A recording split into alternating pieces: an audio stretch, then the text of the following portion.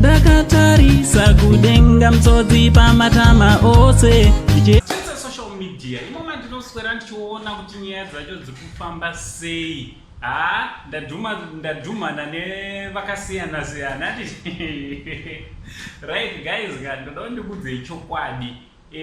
Apa paumbinga apa panoti paumbinga anditi musakangana kuti inini ndini referee wemugame iri anditi unogona kuzviti mpinga uri mpinga, but as long tisati takuendosa panapa umbinga wako hausati wakushanda.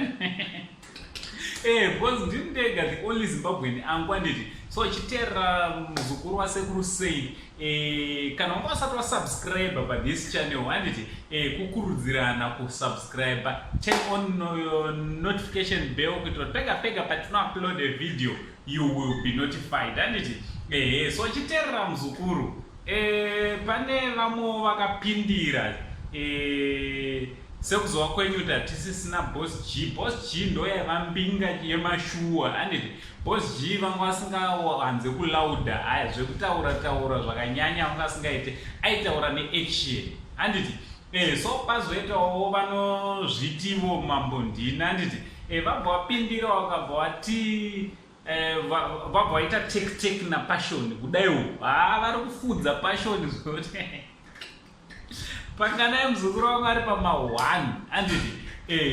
So abva ataura zvikanzi aiwa kapashoni ari unenge uchizviti uri mbinga uri munhu ane bag apa paunenge uchitora vapanha vezimdansu uchivashandisa vachimba zita rako but usingavape kana chinhu anditi. Hanzi unongovapa mari yekungonanzviswa kudai zvingote mari yemashiwa anditi. Sepanyaya anko epatoni akabva aibata ubva ataura akati anko epatoni hanzi epatoni hanzi akavaratidza motikari paibuditswa motikari iri nani anditi. Wakuzotora getekete ndoravakutengera mupanha. Saka hanzi hausi mbinga handiti. Hanzi futi kana uri mbinga, why is it mai vako vachiri kugara kuchitungwiza? Mai vapashoni handise kuziva kwenyu vanogara kuchitungwiza. Hanzi sei futi mukoma wako Simba ari pajona ndorombe rekugumisira last number pamarombe iwe uchizviti uri millionaire anditi. So ndo mashoko anga achitaurwa ari kutaurwawo nemuchinda zvikanzi aiwa uri mbudzi futi hanzi fesi yako yapashoni inenge yembudzi mbudzaudo something like that. Patoprindwa maT-shirt ane fesi yapashoni nyowani yembudzi. Vanhu vanodenhana vanhu vacharovana mastreets muchaita zvibhakera. Maititi wabva wazotaurawo wakabva wati zvoni vachisapota kana uri mbinga yemashuwa usataudze zvemba iri kudiaspora. Kumba kwedu kuZimbabwe ndokwanofanira kuita ukaproperty because uchadzoka kumba izvozvo hanzi handari kumba hanzi asi kugara kuimba kwake anenge achimbotedzana nemumaraini.